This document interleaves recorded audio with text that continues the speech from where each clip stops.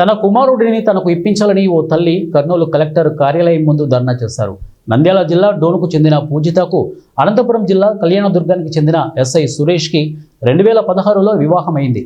వీరికి 2 పిల్లలు.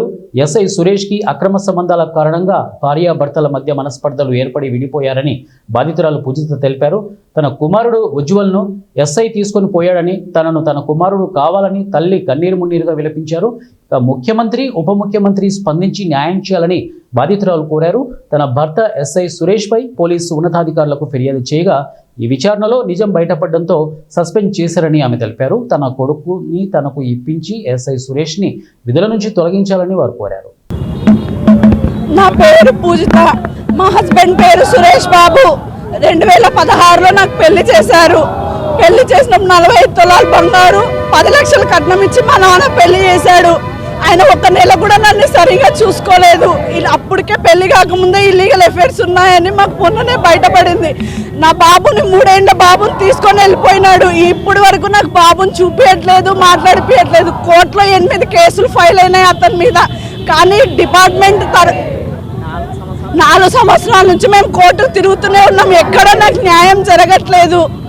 నా బాబుని నాకు ఇప్పించండి. 9 నెలలు నేను మోసి కన్నా బాబుని నా దగ్గర లేకుండా తీసుకెళ్ళిపోయినాడు. ఫీడింగ్ ఉండే బాబుని తీసుకొని వెళ్ళిపోయినాడు. చాలా వల్గర్గా మాట్లాడినాడు. దయచేసి నా బాబుని నాకు ఇప్పించండి. అతను ఏం చేస్తాడు, ఎక్కడ ఉన్నాడు, ఏం పేరు? అతని పేరు సురేష్ బాబు. SBSIగా వర్క్ చేసేవాడు. ఇప్పుడు ప్రెసెంట్ రైల్వే నుంచి సస్పెండ్ అయ్యాడు. ఎస్పీ గారిని, DIG గారి ద్వారా ఎస్పీ గారిని కలిస్తే ఆయన నా బాధ విని ఆయన ఎంక్వైరీ పెట్టింటే ఆ ఎంక్వైరీలో ఎవరో ఆమె నవీసా అనే ఆమెతో పెళ్లి చేసుకుని ఆమెతో ఉన్నాడు. ఆమె కాక ఇంకా 5 మంది ఇల్లీగల్ అఫైర్స్ ఉన్నాయని ఎస్పీ గారు రిపోర్ట్ ఇచ్చారు. ఈ రోజు ఆ రిపోర్ట్ ద్వారానే నేను మహిళా మండలి తరఫున ప్రెస్ మీట్కి వచ్చాను. దయచేసి నా బాబుని ఒకటి నాకు ఇప్పించండి. అతని నుంచి నేను ఏం ఆశయట్లేదు. నాకు నా బాబు ఒకటి చాలు. నాకు ఒక పాప, ఒక బాబు. పాప నా దగ్గర ఉంది. బాబుని తీసుకెళ్ళిపోయినాడు. బాబు 3 ఏళ్ల బాబుని తీసుకొని పోయినాడు. ఫీడింగ్ ఉండే బాబుని తీసుకొని వెళ్ళిపోయినాడు. ఇప్పుడు బాబుకి 7 ఏళ్ళు, పాపకి 9 ఏళ్ళు. దయచేసి సీఎం గారు నా విన్నపం విని నా బాబు నాకు ఇప్పించాలని ప్రభుత్వాన్ని కోరుతున్నాను. నేను సీఎం గారిని, డిప్యూటీ సీఎం గారిని కోరుతున్నాను. పిల్లోడు ఒక్కడు కావాలి. అతడి ఉద్యోగానికి అనర్హుడు. అతన్ని వెంటనే సర్వీస్ రిమూవ్ చేయాలని కోరుతున్నాను. నేను DGP గారిని కూడా అడుగుతున్నాను.